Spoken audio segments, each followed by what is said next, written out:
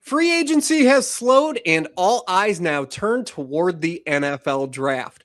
But how have the moves the Patriots made in March affecting their strategy come April's draft?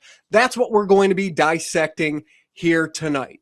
Hello, everyone, and welcome to Mock Draft 3.0 here on the Patriots Roundtable Podcast. Alongside Tyler Geis, I'm Eddie Murata, and today we're going to be taking a closer look at the remaining priority positions of need for New England and how they're going to look to address those needs come the NFL draft.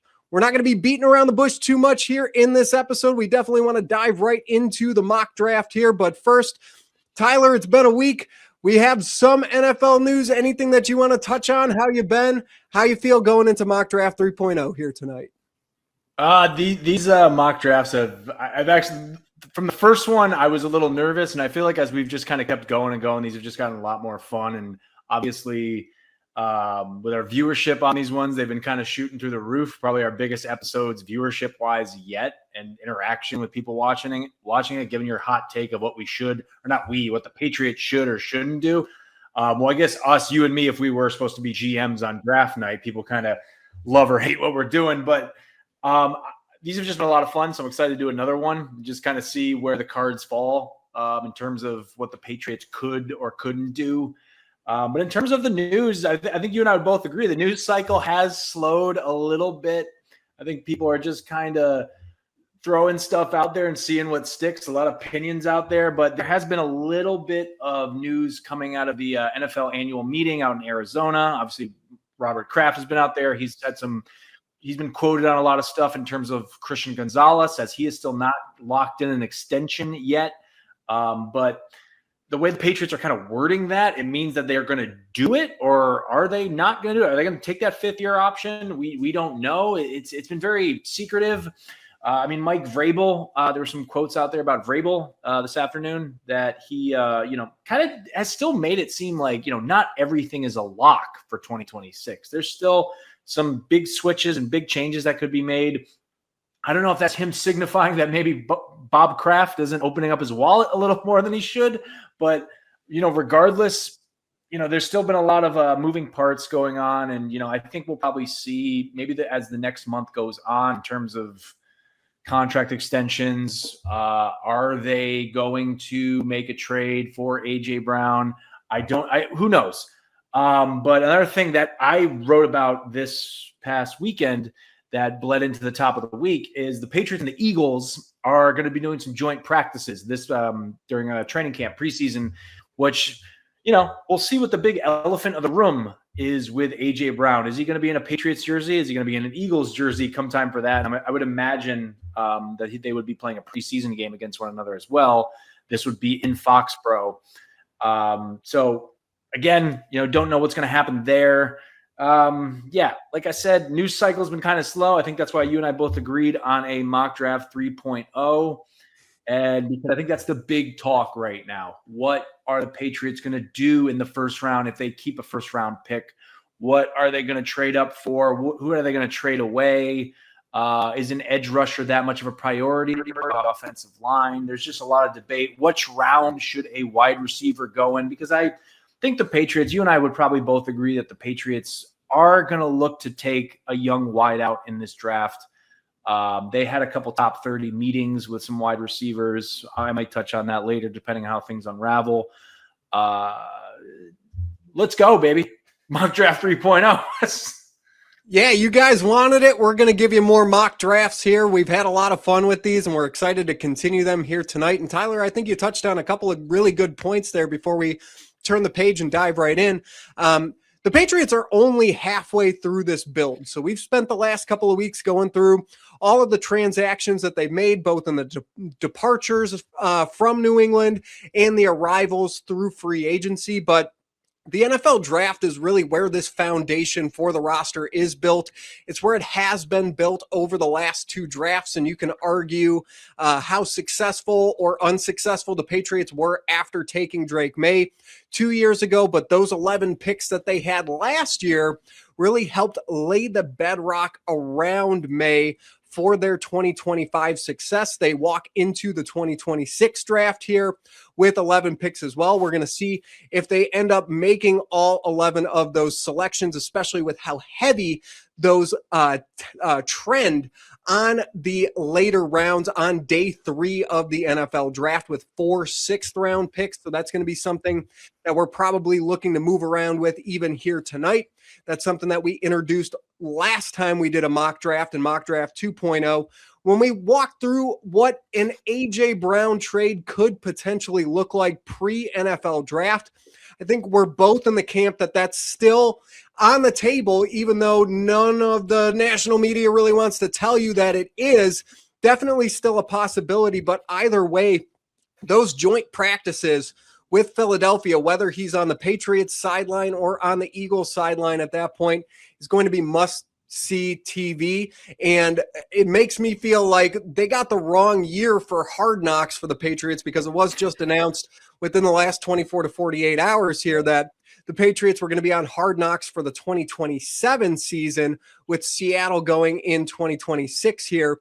I would have loved to see some extra behind-the-scenes footage either way this thing goes of what those joint practices with the Eagles look like this upcoming fall, but still going to be a lot of fun here. So before we dive into all of our mock draft 3.0 extravaganza here tonight, let's set some parameters for where we're going to be taking this thing in this simulation. In mock draft 1.0, we used all 11 of New England's picks. We didn't have any trades, no movement around the draft board, just strictly drafting for needs prior to the start of free agency. As I mentioned before, in mock draft 2.0, we did introduce trades, and we looked at what an A.J. Brown trade would do to the Patriots draft board if they had to give up a first-round pick for him pre-draft. Tonight, we're going to kind of walk that back a little bit, and in mock draft 3.0, we're still going to have trades in the mock draft, but we're going to be limiting this to just pick swaps here if they make sense. I think that there's 1 or 2 spots on the board where it's more likely that the Patriots could move up or move back. So we're going to touch on those positions here. So we're going to be analyzing the top needs for the team currently post free agency, how they're going to be filling those with their draft picks in April's upcoming draft. As we now turn the calendar toward April, the draft is getting closer. We're excited for mock draft 3.0. So what positions are the Patriots going to target early? Where can they wait for the board to fall to them? That's all what we're going to be going over here tonight. Without further ado, let's fire up the simulator here, Tyler, and welcome on in mock draft 3.0. We're going to stick and pick at 31 here. So we're going to wrap this up here, all 7 rounds, and start this simulation. It's been interesting looking at how these simulations, Tyler, have really changed as we have gone along here over the last month and change here too, because a couple of guys that I would have really talked about here as a potential fit for the Patriots are already off the board now, and that hasn't necessarily been the case over the course of the last month or so. A guy like Blake Miller could have been a fantastic offensive tackle prospect. That's been something that we touched on a couple of times here. If you want to take an offensive tackle, this is probably the spot to do it in, because that talent pool just seems to fall off after you pass that first wave of players. Blake Miller already off the board here would have been a great fit for the Patriots. Even a guy that you wrote about here in Denzel Boston, already off the board, just 2 picks ahead of the Patriots, going to the Kansas City Chiefs here in this simulation. And even the guy behind him, a guy that I really like that profiles more as a slot receiver, KC Concepcion, goes off the board right ahead of the Patriots. Now with the Dolphins picking at pick 30, this has been updated to reflect that Jalen Waddle trade that we got a couple weeks back. So a couple of players on the board here for the Patriots at positions of need. I think we were going to really circle in here on the edge rushers and the tackle market here. And I think that we got a fantastic pick between two of them, even with how this board played out here. A tackle prospect in Maxi Hanachor out of Arizona State, and TJ Parker, the edge rusher out of Clemson. Are we going to just kind of sit and pick here between these two guys, Tyler? Is there anybody else that you're looking at that could be a potential fit here, even in those same positions or elsewhere? I mean, sorry, I was just having a quick audio issue where you were talking in my earpiece, but TJ Parker, some guy. Well, first of all, I was bumsy Casey Concepcion to go to the Chiefs. I think the Chiefs are just really kind of building up ammo for a rally in 2026, and that's just is what it is. But TJ Parker kind of sticks out to me. I do like a good old Clemson guy. So production score 74, athleticism score 75, total score 78. You know, I think this is I think he's a big dude. Well, he's not as big as maybe I probably would want out of that, but 263 pounds, 6'4". I kind of am teetering more towards him. Who are you aiming for? Sorry. I really like the TJ Parker pick here. Yeah. I think that especially as time has gone along, he started to slip a little bit more, where a lot of these other guys that we're looking at here have started to rise up the board. I mentioned Blake Miller already. I've seen him now going as high as 17 to the Detroit Lions. So he's really started to bump up his draft stock as time has gone along. And I think that's what we see with these tackles. So that would be my one concern here. I love TJ Parker. I think his 2024 tape was a lot better than his 2025 tape, and that's why he started to slip. It's not a great year for Clemson overall. Maxi Hanachor, though, being on the board at this point does give me some pause here. I know this is not a position of need for the 2026 Patriots immediately, right? Where you have Morgan Moses as your right tackle, but as a high upside developmental right tackle that could use a year to sit. Maxi Hanachor is a player that didn't start playing football until he was at junior college. He was a former soccer and basketball player, late to the sport, and just raw athleticism. He's one of those athletic freaks that we've talked about over the last few weeks. Testing at the combine looked absolutely fantastic. Made headlines this past week, too, where Mike Vrabel was at Arizona State's pro day. And you know he loves to get out there with the offensive linemen. He was mixing it up for quite an extended period of time with Maxi Hanachor. So got a good feel for what he could be like here. And I worry that what is this tackle market going to look like after you get past the first round? I don't want to necessarily chase a need because that could get you into some trouble later on. But we've seen even by the time you get to the third round with tackles, it is way less than a guarantee. Look at a couple years back in that same draft class with Drake Maye when the Patriots picked Caden Wallace in the third round. And he flamed out a tackle. They moved him pretty quickly inside the guard. And over the past couple of years, he's essentially been a career healthy scratch for the Patriots on game days. So he's been one of those bottom of the roster kind of guys. So third round picks, that's some premium value on that tackle position, and still not necessarily working out for the Patriots. And you're starting to get into a position here with Morgan Moses entering his age 35 season, where last year was the first year since 2022 that he played a full 17-game season.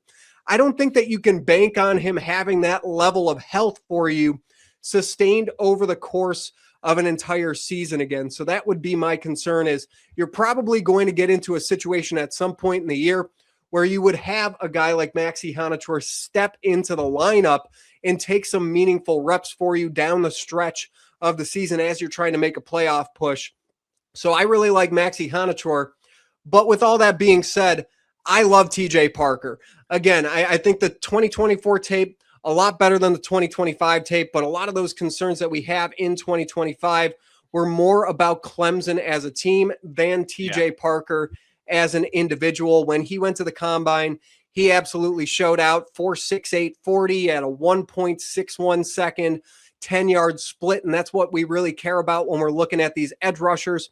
How's your first step? How are you going to be able to get off the ball? I think he answered a lot of the questions that people had about him at the combine. And look, I haven't gone through a lot of these where TJ Parker has still been available for the Patriots at pick 31. So even though this is maybe a position that you could target later in the draft, I think that this is a high upside player, a high floor player as well that can immediately step into the rotation. And Tyler, if we're looking at a post June 1st A.J. Brown trade, and the likelihood of that seems to continue to grow as time goes on, you're probably going to want a player that is going to step into the lineup in the first round and make an immediate contribution for the team while you're in this win now window with guys like A.J. Brown and Drake Maye on the roster. So I love the TJ Parker pick. If that's who you want to go with here, I am totally fine with that. You just say the word. I am in complete agreement. I love how you bring up the 2024, 2025 kind of gap there, because in 2024, it's 6 forced fumbles, posted 11 sacks and 19.5 tackles for losses in that season. And yeah, Clemson really wasn't much of a big thing last season. So there's probably a chance that he just fell into the crowd of not really being on that great of a team last year. I don't think that should hurt the kid's draft stock. So I'm all for it too. Just seems like a physical player to me. It seems like a Vrabel guy. So if he's there, I mean, let's go for it. All right, let's do it. Go ahead. Sorry. Go for it. No, I just wanted to bring up, like, this is a big roll of the dice because of the need at the offensive line. So, I mean, to kind of see that Arizona State kid maybe go somewhere else, or, I don't know. We'll see what happens in round 2, but I highly doubt it. I mean, that was that video went very viral. Like, first of all, seeing Vrabel, who hasn't put on a pair of pads in 15 years, clearly looks like he still has it. Clearly you can tell why he's a player's coach. But, yeah, Parker, to me, I think is the solid edge rusher. Really kind of was what everybody's saying the Patriots will go for in the first, maybe second round. So I'm on board with it. Yeah, all we heard at the combine was defense, defense, defense. This is a high upside defensive player that you can go out and grab in the first round. And again, if he's on the board, which hasn't been all that common when we've gone through these, I think that this is a slam dunk pick for the Patriots. There are a couple more guys that we can get to later in the draft if they want to fill that kind of swing tackle need that they have, but not an immediate starter in 2026 in a win now window. So I think it makes a lot of sense to go with the player that you're going to project to be a massive contributor for your team as you look to make another Super Bowl run here this year. So let's go with TJ Parker in the first round, and we're going to see how the board now falls to us at pick 63. And I think that this kind of opens things up for us here a little bit, Tyler, because as we've gone through this now for the third time, both times we were here in the past at pick 63, it has been an edge rusher. We went with a tackle in the first round in our first mock draft with Caleb Lomu, who Lance Zierlein is finally getting on the train of Caleb Lomu to the Patriots. That was where his pick went in his latest mock draft here. It just took him about a month to get around to that. We were a little bit earlier on that one. So we took Caleb Lomu in our first mock draft here. And in our second mock draft, of course, we did trade that first round pick to acquire A.J. Brown. But now we're back up on the clock at pick 63, and we have an off-ball linebacker in Jake Golday out of Cincinnati as the ADP-wise the best overall player available. We have Traden Stukes here, who I think is a very interesting type of ad for the Patriots. Tyler, right here, he's listed as a corner, and that would make a lot of sense if you just, at first look, if we go to this tab here, you see he's 6'2", 200 pounds. Everything about this tells you right now that he would be a boundary corner, which is a need for the Patriots. We went with Devin Moore in our last mock draft, but if we dig in a little bit deeper on Traden Stukes, he's actually playing much more as a nickel in the slot than he does on the outside. And for most NFL teams, he's actually projecting more as a safety, like a box type of safety, which I think changes the value, especially here for the Patriots, of a player like this. If you thought that he was going to slot into an outside boundary corner role, I could see that being a valuable pick here, but I don't know that they're necessarily going to go with a box safety, especially this high in the draft. If we're looking around at some of the other safeties, these guys are ranked much lower than where we're currently picking right now. We could probably afford to wait a little bit on drafting a player like that. So is there any position, obviously we took care of edge right off the bat, anywhere that you feel like the Patriots should go if TJ Parker goes to the Pats in the first round here? Excuse me for squinting a little bit into the camera here, but I'm looking at the Northwestern kid, Caleb Tiernan. I'm just, I just said, hold on a sec, I'm loading here. But, I just said, if we have a tackle, he's a tackle, right? Yeah. If we have a tackle in the second round, I would not be opposed to exploring it. So he's, the guy, he's a tall kid.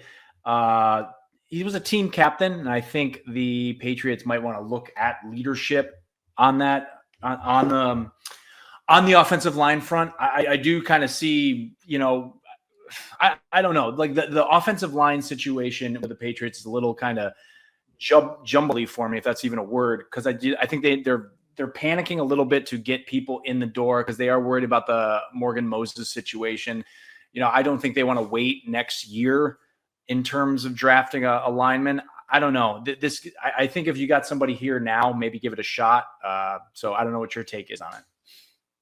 I like Tiernan. The one thing that concerns me is a lot of draft analysts out there are concerned about his ability to play tackle. And a lot of people are projecting him to shift to guard. Now, I think that he's one of these guys, again, very similar to Will Campbell last year. We heard all the same concerns about him coming out. And of course, he's your starting left tackle. He's going to continue to be your starting left tackle moving forward. With Tiernan, I love the player. I think he brings great size to the table, 6'7", 325.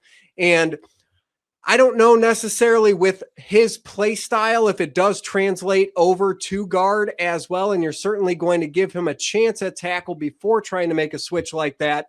But picking back-to-back players in back-to-back drafts that are tackles that have concerns about sticking at that position long-term would give me some pause. Obviously, we don't necessarily need to go back to the edge rusher market here. I would be interested in seeing what the wide receiver market looks like here.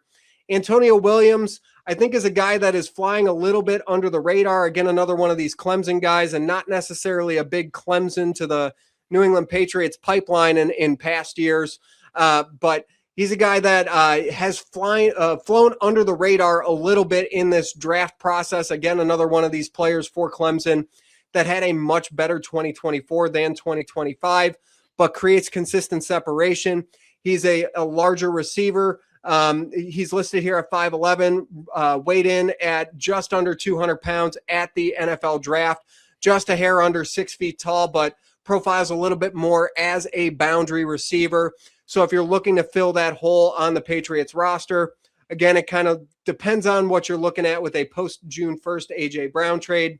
If you want to spend that kind of draft capital in the second round here at the wide receiver position.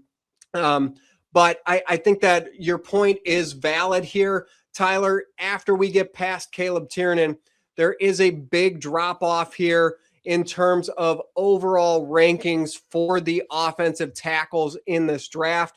I like a guy a little bit later on that actually has that BC connection, Boston College, in Jude Bowery, and I think that you could get him either in the third or the fourth round here. He's a guy that's been ascending up draft boards.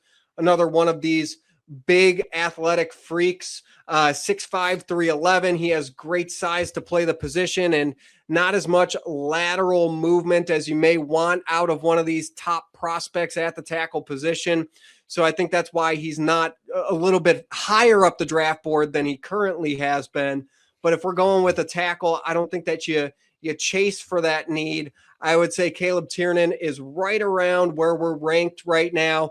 I would be totally fine with making that selection and just putting that check off of that tackle box and continuing to move forward with some other positions of need for the team. So if you like Tiernan, I'm totally fine with going with that. We can go with that too.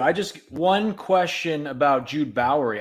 From what I'm getting on my end, he's got a production score of 56 at the combine. Do you know any reasoning probably behind that? He wasn't a 4-year starter. He only started for, Okay. I believe, the last year and a half. He worked his way in a little bit slowly in Boston College's system there, but was a great player when he was on the field for them. They have a couple offensive linemen in this draft. Logan Taylor's the other one. He's the interior offensive lineman, had more starting experience for the Eagles. So he's actually ranked a little bit lower on the board, where you could, if you wanted to continue that BC connection, target him a little bit later on. But I think it's just a lack of starting experience for a guy like Bowery. But again, not necessarily the worst thing in the world when you're not talking about playing him right away. If the plan is for that guy to sit behind Morgan Moses for at least the next season and develop his game, I don't think that's necessarily a negative against him. The one thing with Caleb Tiernan here, you would be asking him to switch sides of the field. Again, not necessarily the worst detraction on him in the world. You see guys do this all the time, but it is, according to some, Dante Scarnecchia being included in this conversation was a guy that always was concerned about tackles flipping from left to right side. A guy in New England, Matt Light, had a very difficult time with that, and that's why they kind of held him at the left tackle position, even though he didn't have quite the size of some of the other left tackles that the Patriots had, even in his replacement in Nate Solder. I think a lot of Matt Light, Will Campbell comparisons there, but Tiernan would be one of those players where obviously you would be projecting him to play on the right side of the formation rather than the left side of the formation there. Just before we make this pick here, Tyler, I was just to take a look at the market here. If we had gone with the Hanachor in the first round, we would have had a couple of guys available to us that we picked in the last mock draft here in Derek Moore. So that's still a quality player there. And Romello Height here was another guy that I was talking about. Denai Dennis Sutton was one of these combine standouts as well. Maybe not as high of a production score for him, but he ranked as, in terms of athleticism, the first overall edge player at the NFL Combine. He had a great athletic showing there, and one of the better straight line speed type of edge rushers here. Maybe not great bend around the edge for him, but if you can get him in bull rush kind of situations where he could just power through tackles, he can bring some high upside for you, especially in terms of setting the edge in the run game as well. So a player that gives you a little bit of both there. So a couple of guys here that we could have gone with had we not taken the edge early on. But again, with a player like TJ Parker, I don't think that you pass that up. So we're sitting here looking at offensive tackle here in the second round as well. I think that we're very fortunate that a guy that like Caleb Tiernan does fall to us here at this position. And as with Will Campbell, you're going to play him at tackle and see if he can figure it out there.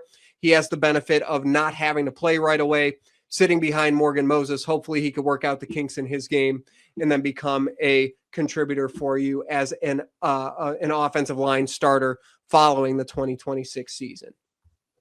So we're going to go with Caleb Tiernan here in the second round. And before we hit our third round pick, I want to stop at pick 86 here. And look at that, Tyler. Hit it nail on the head there. And just kind of take a look at what the board is doing here, because this is one of our trade up spots for the Patriots, as the Chargers only have 2 picks following the 86th overall selection. And Tyler, I'm going to tell you right now, there's a couple of guys on the board that I really like targeting for the Patriots in the third round. We talked about potentially offloading a couple of these 6th round picks. So I want to slide up the board here a little bit and move up 9 spots from 95 to 86. Let's offload a couple of these 6th round picks here and go up and target another one of these positions that is going to kind of fall into our laps here. The Patriots are looking at having just 3 top 100 picks out of all 11 of their selections. So I think that this is a really important spot for them to not necessarily chase talent here on the board, But Tyler, we've talked about in these last couple of mock drafts how teams view the top 100 picks as opposed to when you get past that and get later into the draft. This is kind of the end of that premier talent in the draft. And once you get past the top 100, you're more just projecting on traits and what this player could hopefully develop into with a couple of years in your system. So are we cool with kind of sending away a couple of these sixth rounders to move up the board a little bit here in the third round? I think this is the perfect time to do it within the top 100. So yeah, I think we did this last week, I believe, and I think it really benefited well. So let's do it. All right, we're going to offer this trade, and I think it's going to benefit us even better here, Tyler, because a player that I really wanted to take last time when we moved up the board that was already gone has now fallen into our laps in the top 100 with Sam Roush, the tight end out of Stanford. And I think that this is a perfect spot for the Patriots to target a tight end. Roush gives you a perfect blend of size as a blocker and production in the passing game, a smooth route runner, great hands. He's listed here at 6'5", 260. When he was at the NFL Combine, they had him listed as 6'6", 267 pounds. So we talked about the Patriots over the last couple of weeks, bringing in that Y inline blocking tight end in Julian Hill. I think Roush gives you a perfect blend of what Hunter Henry gives you on the outside as more of an F move tight end that he's going to file back into that role with the addition of Hill, but still gives you in Roush a guy that can line up on the line of scrimmage and fire off and be an effective blocker in the running game.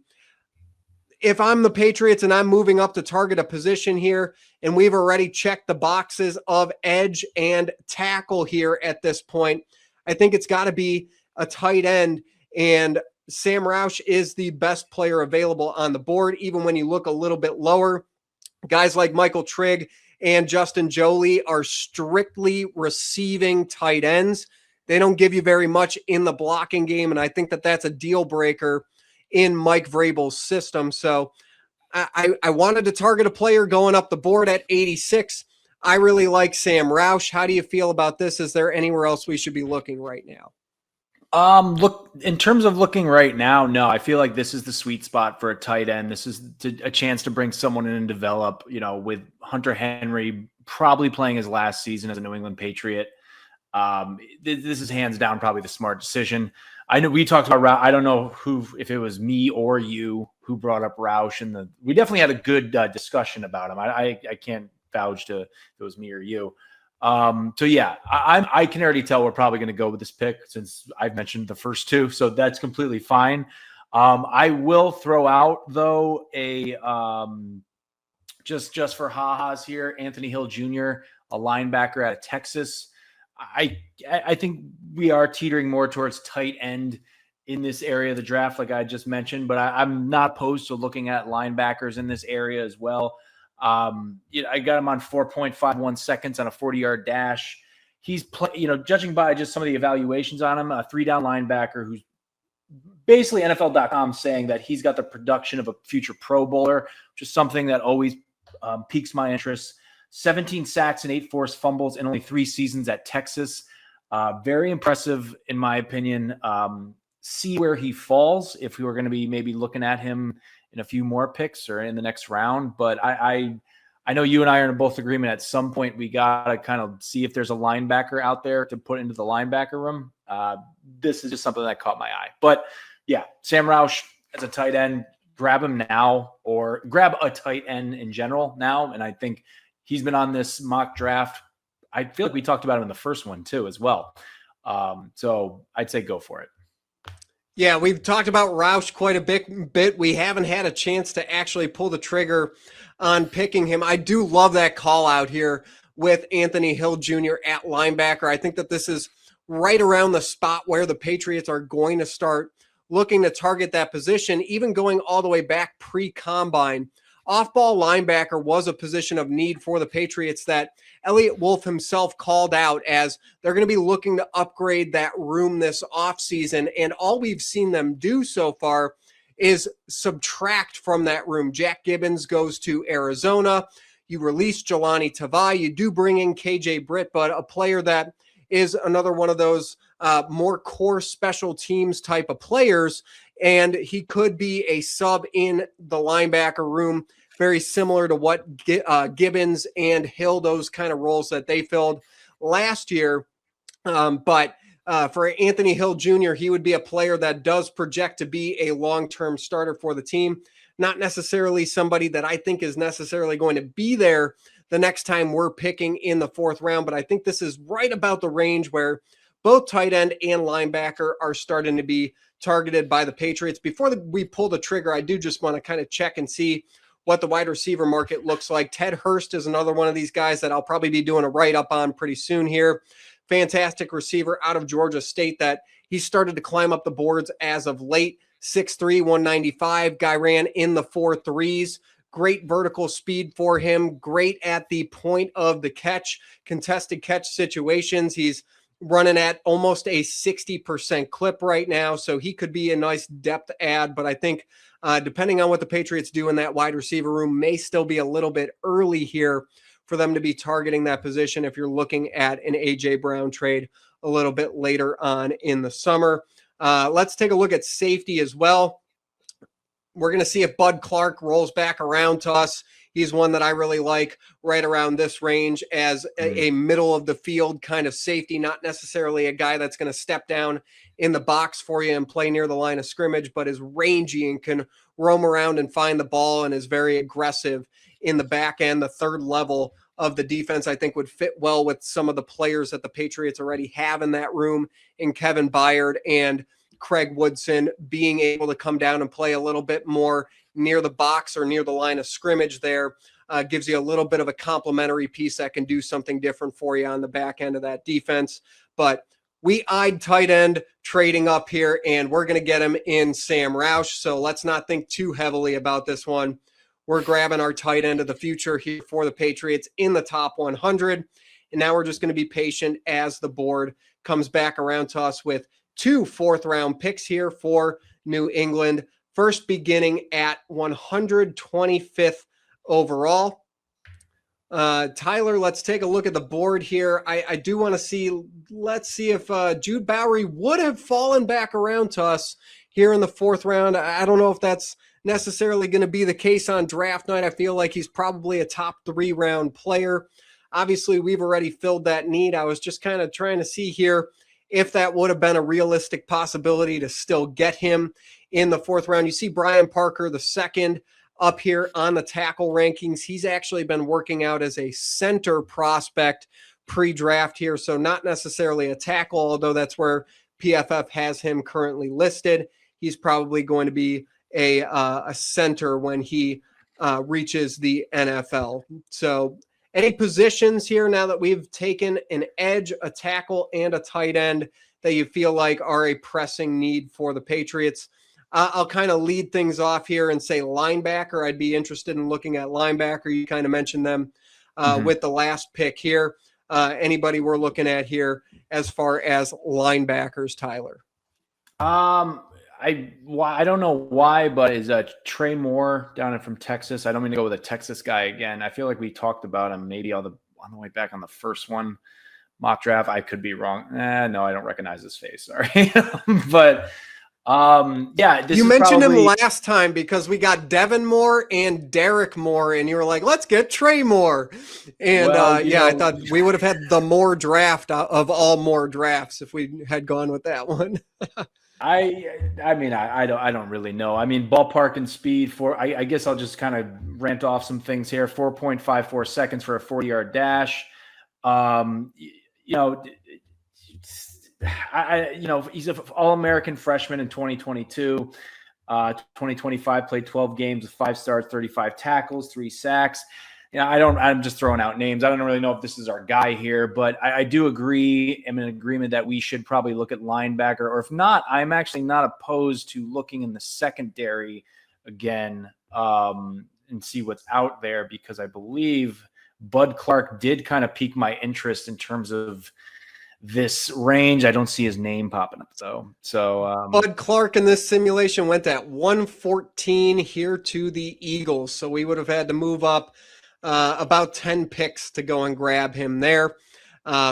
Still a couple of names down the board here that I like. I think that this safety class is extremely deep and somewhere where the Patriots, look, they had Jalen Hawkins and Craig Woodson both play 90+% of the snaps for them last year. So not a lot of 3 safety sets for the Patriots. That would be more of a developmental pick. Some place here where I think that they could probably still wait a little bit later on to target. Now that Bud Clark's off the board, I really did like him as a fit. If we're looking at the corner market, actually the guy at the top here, Jalen Kilgore, another one of these guys that's a little bit out of position here on PFF. He's listed as a corner here, but working out more as a safety. He's going to be switching positions once he reaches the NFL. Again, another one of these box type of safeties, a player that I do really like if you're looking at that.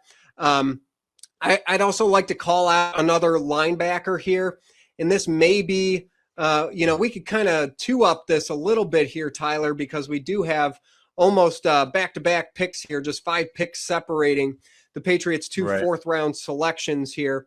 So a guy that I may say we can come back to and wait a little bit later on. But if we're going to go with a linebacker here, we took Bryce Betcher last time. I still really like that pick. I think that he's going to be in range for us here in the 4th round. But how about a guy like Aiden Fisher out of Indiana, another one of these team captain type players, the leader of that Indiana defense. He had over 300 tackles over the last 3 years, and just an instinctual player that always felt like he knew exactly where the play was going to be. Now, his missed tackle rate here, if you're looking at that, is a little bit higher at almost 14%.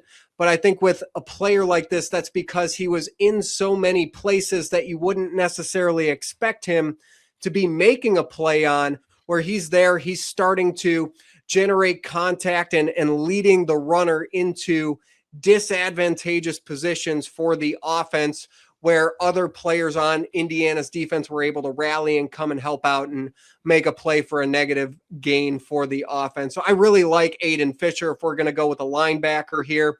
And I think that based on where his ranking is, we could probably wait and grab him with our second of the 2 picks. So if you liked a safety here, again, although he's not listed as a safety, I would be all over Jalen Kilgore here for the Patriots, and then kind of come back around with Aiden Fisher and double dip here on defense in the 4th round. How do we feel about that? I say let's go for it, because I got some. Let's hope Aiden Fisher's still available in a few picks. But I just wanted to bring something up on him. But I'll see if we got Aiden Fisher then. And if not, I'll circle back around. But yes, Kilgore. All right, we're going with our safety, even though he's listed as a corner, in Jalen Kilgore.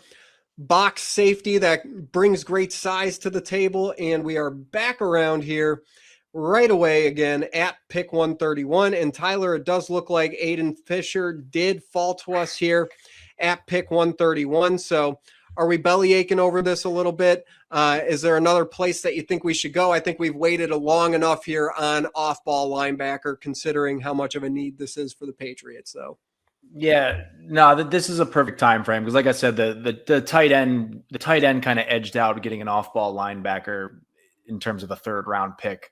I like Aiden Fisher. I mean, let's go grab somebody out of Indiana, just won the national championship and whatnot. I think it's a good look for the team. And you talk about leadership, and I think in the history of the New England Patriots, and Mike Vrabel can testify to this, that kind of region of the field on defense is really the leader. Maybe the pair of linebackers, I should say. Whoever's on the field, but they are kind of leading the pack. And I feel like, he's got such a leadership mindset out there. Good against the run, frequently beats running backs to the gap, which, judging by what we saw in the Super Bowl, that's still such a stinging piece of visuals that the Patriots fans have. It'd be good to get somebody out there to stop the run. So I am all on board with this. Fantastic. Let's roll with it. I think that we're kind of checking all the boxes here for the Patriots. Really like how this is starting to fall for us, especially in the later rounds here.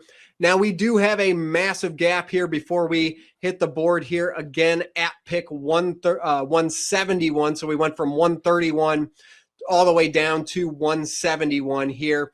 And if we just kind of take a look at what we've gotten so far, we Filled our edge rusher need early with TJ Parker. Absolutely love that pick. Caleb Tiernan came right back around in the second round, so we were able to take care of tackle.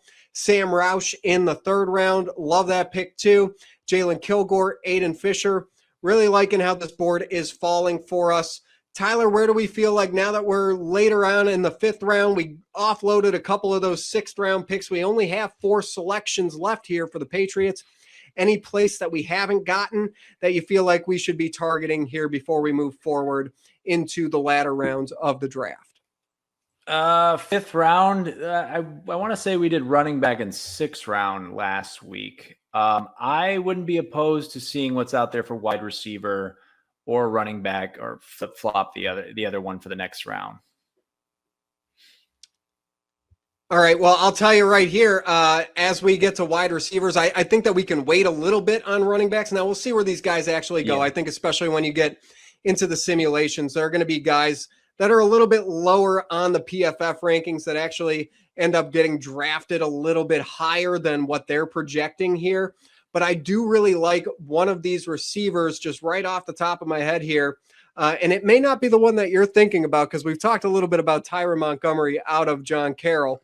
I actually really like Jeff Caldwell here out of Cincinnati. Again, another one of these big X receivers, 6'5", 215, wins on routes on the boundary down the field, one of these deep threat type of targets for Drake Maye. And we've seen that as the Patriots have tried to reshape their wide receiver room over the last 2 years, this is the exact type of receiver that they're going out and targeting. So we got an Ohio connection here with Cincinnati.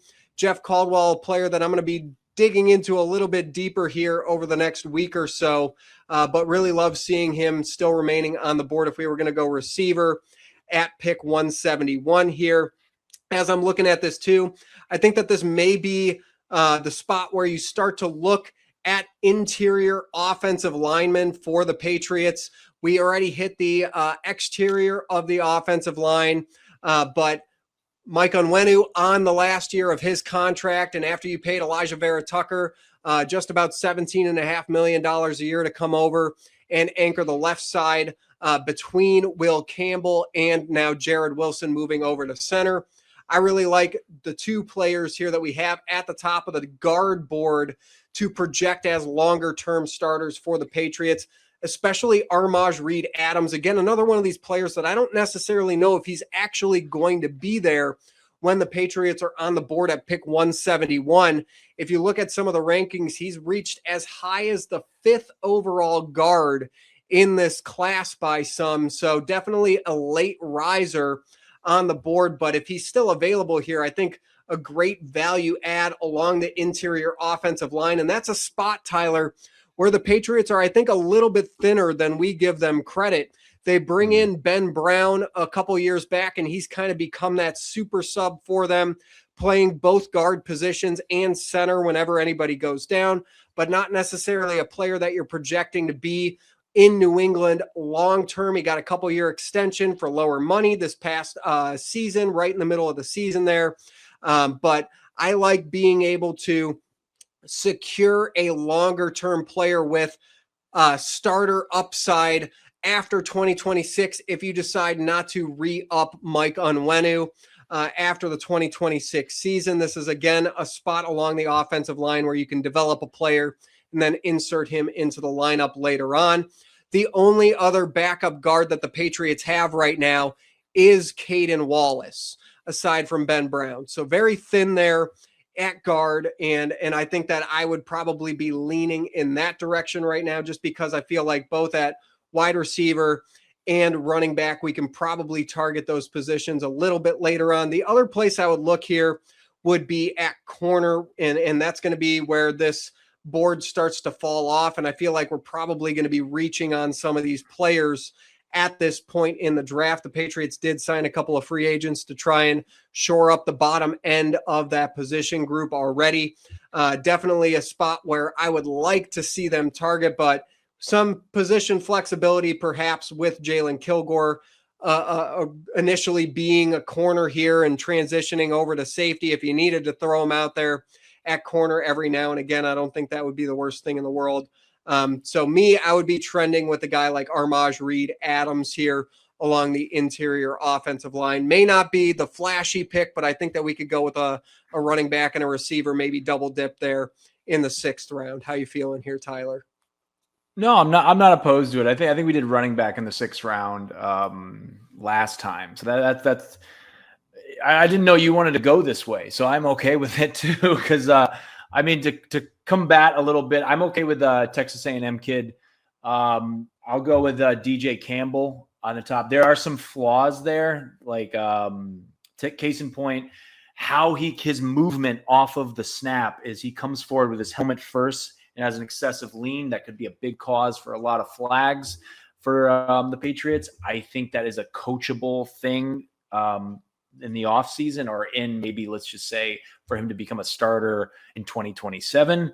But he's got a lot of durability as a 3-year starter in Texas, I believe. He's not the tallest guy in the world, but his arm length he's got some good arm length is what I'm trying to get at. Which I think is going to really be beneficial towards him. But, like I said, there could be some potential in terms of his flaws with some penalties and whatnot, and just kind of probably potentially injuring him a lot more. But I do kind of like what I see out of him in terms of I'm looking at a little bit of a highlight reel off the side here. But if you want to go with your A&M guy, I'm all for it, because I do think this is probably maybe our last chance to really pick somebody up to fill that room. Yeah, so I'll agree with you here on DJ Campbell. This is a guy that we took in our first mock draft that I was all over as being a multi-year starter at Texas and the value that comes behind that. And as you mentioned, a lot of those places where he needs improvement are very coachable areas. And you have a lot of confidence in guys like Mike Vrabel and Doug Marrone being such an experienced offensive line coach there, where they could teach those deficiencies out of his game, especially if you give him a year to develop. Just for the sake of being a little bit different here than what we went with in our first mock draft, I want to go with a guy like Armaj Reed Adams here and fill that interior offensive line position that I felt very bad that we did not fill after our mock draft 2.0. So I want to kind of go back and rectify that error that we had in the last mock draft. One other player that I touched on afterwards last time that I think is going to go a little bit higher than consensus here is Micah Morris. He's one of these, again, I talk about these athletic freaks along the offensive line. He had a 9.98 relative athletic score, which ranked him 7th among all interior offensive lineman prospects coming out from 1987 through 2026. So if you're looking for that huge athletic profile that has seemed to be the trend for the Patriots in drafting players like Will Campbell and Jared Wilson, and even signing a guy like Elijah Vera-Tucker, Micah Morris could be a fit there. Just not the same production score as you would get from a guy like Armaj Reed Adams, especially with that season that Texas A&M had this past year. So I'll say, let's go with Armaj Reed Adams in the 5th round. Lock up that long-term guard for the Patriots as they move forward, and potentially a Caden Wallace replacement, which it feels like has been on the books for a little while here. So let's see now, Tyler, now that we're up at 198, what kind of receivers are still remaining. My guy Tyron Montgomery out of John Carroll is still available there, and he's right around this range. Let's see what we're looking at running back. Heidenreich still on the board there. We're going to see if he ends up actually being a running back or if he ends up transitioning to wide receiver. I like a guy like Adam Randall, who you actually turned me on to in our first mock draft, and we still haven't taken him yet, so I'd be fine with that. I think that we could probably come back to him at pick 212, 6'2", 235-pound former wide receiver that profiles a lot like Ramondre Stevenson size-wise in the backfield, but gives you a lot more as a receiver, of course, with those former receiving skills. But I think that this is kind of the spot where you maybe want to double dip at tight end here. Maybe you want to go with a skill position on offense in wide receiver or running back. Tyler, which way are we kind of leaning here? So the frustrating thing is for about a brief second in time, you turned me on to Jeff Caldwell in the last round I don't see him on the board anymore. But Or he felt or someone else snatched him up. But I think we should act on a wide receiver here.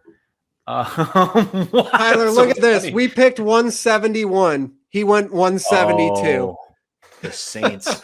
The Saints said they didn't take him. We got to grab him. Yeah, no, I just you were kind of on a hot streak with him for a second. I was just like, yeah, actually, I think I really like this kid. You averaged a touchdown every 4 catches in college. Like that was like, what the hell? But I do think we should probably maybe shift our focus at a wide receiver. At this phase of the game, it's kind of, who do we got here? I mean, there's our John Carroll. You know guy, who my guy is going to be here. We haven't done it yet. You know who my guy is going to be here. Are you going with Tyron Montgomery? I would love to go with Tyron Montgomery and give him a little bit of his flowers. All right, let's do it. This started as a joke. It's getting all too serious now, and there are connections here, folks. Tyron Montgomery out of John Carroll University. We talked a little bit earlier on about a player like Maxi Hanachor, who came to the game of football a little bit late. Here's my, minute plus on Tyron Montgomery. Tyron Montgomery, a former walk-on at LSU in their basketball program, during the pandemic shifted to playing flag football and was so successful in flag football, he started sending out his highlight reels to colleges, eventually caught on at Nicholls State before transferring to John Carroll University, Josh McDaniels' alma mater, where he became a wide receiver. And you can see that basketball background in his game, Tyler, specifically with his releases off the line of scrimmage. A lot of those Devontae Adams style, like crossover moves, where he's getting the defender to move one way so he could cut back inside the other way. And I think the short area quickness that a guy like this provides for you, and his ability to quickly separate off the line of scrimmage, paired with his size. He's not a small player. He's just a tick over 6 foot tall, just under 200 pounds, gives you the ability to kind of flex him as a boundary receiver or an inside receiver, one of those Z type of guys that you can move around a little bit. Maybe not an immediate contributor in the passing game for the Patriots, but a lot of meat on the bone there to round out the skill set for a player that's very new to the game and has all the athletic upside in the world. Really love Tyron Montgomery and the John Carroll connection. He's going to get drafted somewhere. I could definitely see Josh McDaniels going out and saying, hey, let's grab this John Carroll kid. We're bringing him up to Foxborough, and we're going to work with him for a year or two and round him into an effective receiver in our offense. Any qualms on that one? No, I mean, listen, I didn't mean it as a joke. I think I said it was a joke. It really wasn't a joke. I just remember in our first mock draft when we got to that point, the name piqued my interest, and I knew it would pique your interest. And clearly, you've done your research. But the fact of the matter is yeah, I think this is a good the situation. It would be insane if they drafted him. That would be such a cool thing if you and I called this, mainly you. But yeah, the connection to Ohio is very strong in Foxborough right now, especially with Josh McDaniels being his alma mater. Why not bring a kid who's very familiar with that territory into your system and just see how he does? Look, he might not go out there and get all these amazing reps come this fall, and who knows how it progresses throughout the year. But again, I'm beating a dead horse here. I think they got to get somebody at the wide receiver position to potentially grow with Drake Maye. And they're not going to get that in the first 3 rounds, I feel. Try to kind of pull a Julian Edelman kind of situation and see how that kind of morphs over time. So yeah, I love the pick.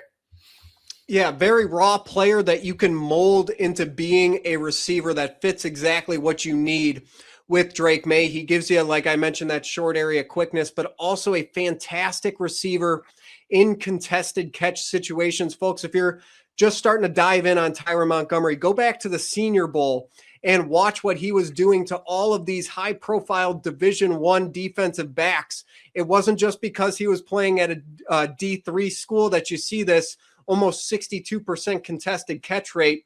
He was doing this against guys that are going to be picked in the first round at corner of this year's NFL draft. So this is going to be a skill for him that translates over on those boundary throws down the field that Maye loves to target. He's going to be able to go up again with that basketball background, high point the football, come down with it, and make those 50-50 balls more of 80-20 balls. And again, still gives you that kind of flexibility, the versatility to move inside and out. So what may have started out as a fun, kind of pick for the Patriots here, I think could be a real developmental prospect late in the draft. And I think a perfect type of player to bring in the room without the pressure to play super early on as you look to remold this wide receiver room in the coming years around Drake Maye. So let's do it. We're going to have some fun with it. Tyron Montgomery in the 6th round for the New England Patriots. And now we're back up on the clock at pick 212. And as I'm looking at best player available, this is where you start to see the cracks here, Tyler, and some of what the PFF simulator gives you. A guy like Oscar Delp right now is more frequently going a lot of times, even in some of these mock drafts that Patriots guys are putting out in the 3rd and 4th round. So he could be an earlier on tight end target for New England. I don't necessarily know that he makes it all the way to pick 212 here, but this would absolutely be a position here where if you're sitting at the bottom of the 6th round and a guy like Oscar Delp is still on the board, maybe you double dip at tight end here. I know that we were talking about running back. I think that there's going to be some opportunities to pick a player here. I'll return to Adam Randall. We got a couple of guys still on the board. We've talked about Eli Heidenreich before. Terrion Stewart's an interesting one. He's a Darren Sproles style of player, right around that same size, like 5'5.5", but he's got like 30 pounds. He says 5'9" here. That is not what he was listed at after his pro day, but that 220 is right around the range here for him. So that could be a fun type of pickup here if you're looking at running back. I think that this could, again, be a spot where you may look to double dip at tight end and just really round out that room moving forward. But we did get a premium selection with Sam Roush at the tight end position already. Anywhere else that we're looking to target that we haven't hit yet?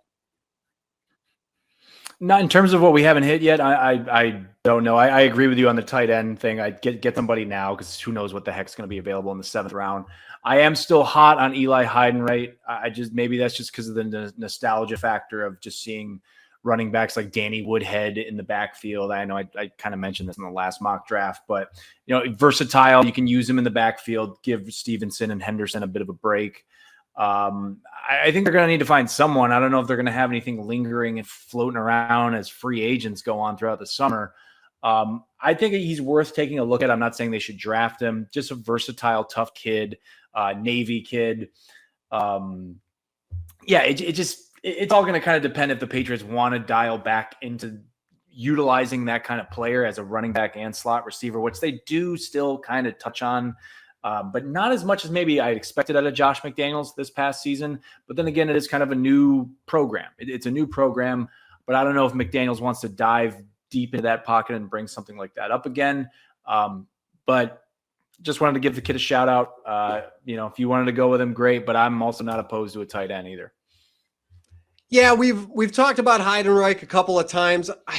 I wonder who he's going to end up taking reps away from. That's my concern. Right. Because are you going to have him on the field instead of Travion Henderson, who they kind of lined up in some of those type of positions on those jet sweep motions in the slot with Ramondre Stevenson still in the backfield? They ran a lot of 2 running back looks in New England doing that kind of stuff last year. I don't know that he necessarily takes either of those guys off the field. Running back is still a need. I feel like a lot of teams going into this draft, again, he's listed as a fullback here. That was running the triple option at Navy. Many people feel like he's going to primarily be a wide receiver, and that's because he's sitting right around. It says 206 here. He weighed in closer to 190 at the NFL Combine, so he's given up a lot of weight in the backfield there.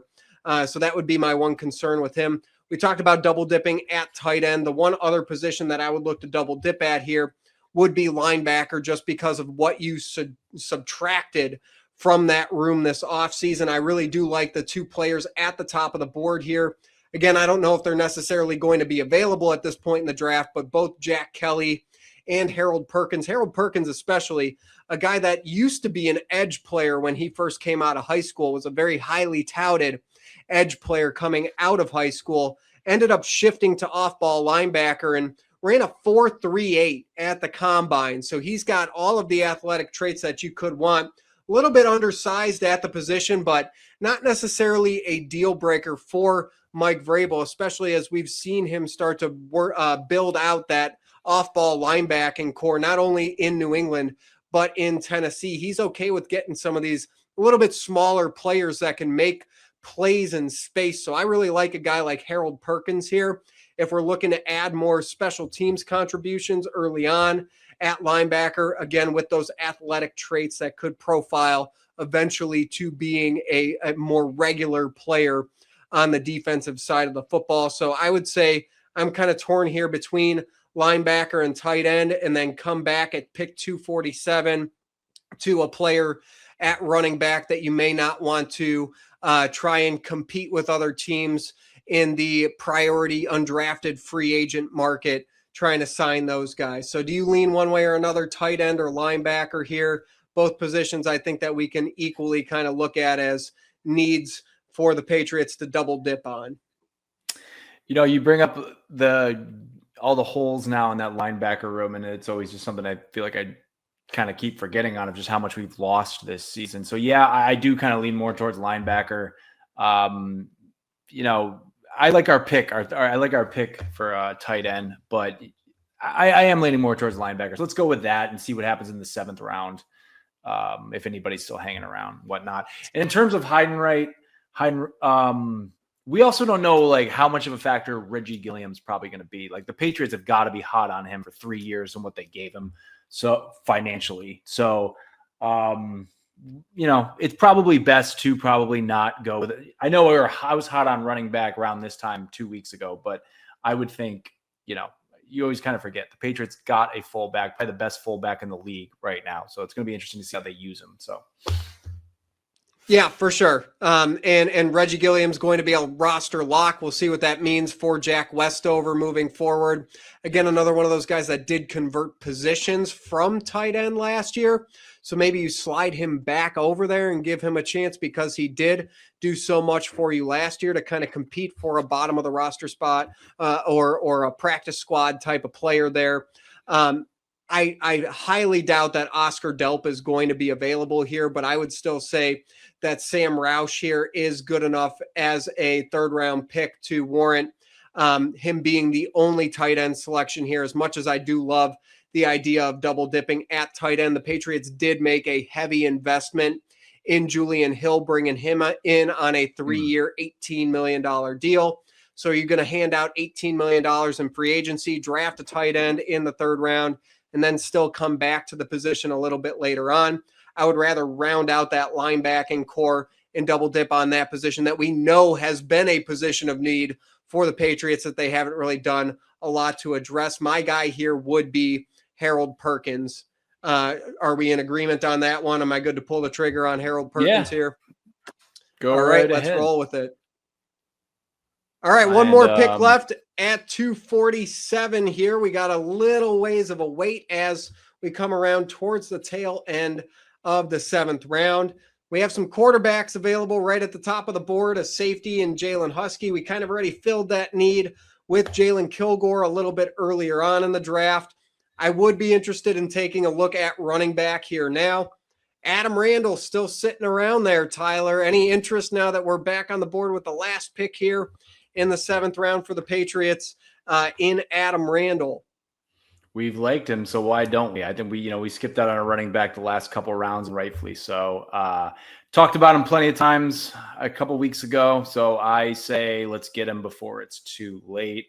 I'm not really interested in QBs. I know I was on the mock draft 1.0, but I'm curious to see how things take shape in the next month or so. I don't know. I think there needs to be some sort of running back just to fill the room in that sense, and just to develop, and even if they got to trade him in 3 years or something. So yeah. Yeah, you subtracted Antonio Gibson behind Ramondre Stevenson and Travion Henderson. Haven't done a whole lot to replace that. Of course, you do bring back a guy like Elijah Mitchell that had flashes with San Francisco early on in his career. Bring him back on a futures contract. I feel like it's a weekly basis where I'm reminding people about Lan Larison being on this roster as well. We didn't see him last year, but he's going to be competing for a roster spot. But I love Adam Randall as just a different type of player, a bigger body in this room that does give you some receiver flexibility. So if you were looking at a guy like Heidenreich, like you like, Tyler, this is a guy like Heidenreich that moved from receiver to running back. So does have those type of traits, but maybe a little bit more like a Cordero Patterson in the past of Patriots lore, where he kind of was a bit of a bigger player to fill that type of role in the backfield. That's kind of what Adam Randall is reminding me of very early on in kind of diving into him. One of these players that I feel like is starting to slide up the board more and more as people figure him out, but another one of these guys that took a top 30 visit with the Patriots. So there has been some interest shown in the player, and I think that that is worth monitoring, especially as we get into the latter rounds of the draft here now with the Patriots' last pick. I say we pull the trigger on it. Thumbs up from me. All right, let's roll with it. So with that, the Patriots now have a final draft. We are probably going to have to ignore a lot of the grades here on this. We're getting a B- here from PFF. They love to rip on some of these picks. My Tyron Montgomery pick just got absolutely destroyed by PFF, but he was right up there as one of the best receivers available around this point in the draft where we took him. But there's the haul. We get TJ Parker in the first round. We come back and grab that tackle need in the second round with Caleb Tiernan. We trade up to go and get a tight end in Sam Roush in the third round for the Patriots, filling that long-term tight end need. Taking Jalen Kilgore, listed as a corner here, more so going to play safety in the fourth round. We fill that off-ball linebacker need with Aiden Fisher out of Indiana in the fourth round. We come back and get Armaj Reed Adams to anchor down the interior offensive line beyond 2026. In the fifth round, Tyron Montgomery as a developmental prospect at wide receiver. Late in the sixth round, we come back in the sixth round and double dip at linebacker with Harold Perkins Jr. out of LSU, and round things out with a running back pick in Adam Randall. Tyler, as you're looking at this thing in totality here, how do you feel we did on Mock Draft 3.0? You know, I feel with the A.J. Brown scenario that we did on the last time, that really mixed things up, and it still kind of played in our favor. For us, just not, I don't want to say we were winging it, but I feel like we were kind of reverting back to how Mock Draft 1.0 was. And it still feels like in the middle of it, PFF wants to disagree with us and give us a C+ on Sam Roush. Fine, so be it. But I think it's a good call for the Patriots to take a third round tight end. It's a must need. I like the kid. So whatever. They're smarter than I am, supposedly. But I think I still think we did a pretty good, solid job here. Let us know what you think in the comments, though. Absolutely. And that is going to be a fantastic way for us to wrap up the show here. So guys, if this is your first touch point with us, we'd like to thank you for being here and for staying all the way to the end of Mock Draft 3.0. For more from us on the Patriots, be sure to head over to the Roundtable website at roundtable.io. And if you're enjoying what we do with the show on a weekly basis, the best way that you guys could support us is by joining as a member on the Roundtable website.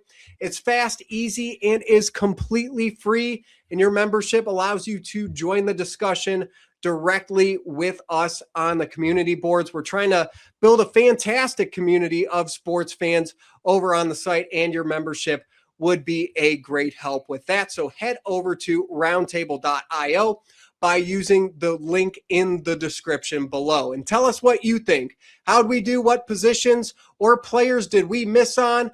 Where should the Patriots head in the first round of the draft all the way down to the seventh round? Let us know your thoughts either in the comments section here over on the community boards on the Roundtable website. Alongside Tyler Geis, I'm Eddie Murata. This has been our Mock Draft 3.0, and we are signing off until next time.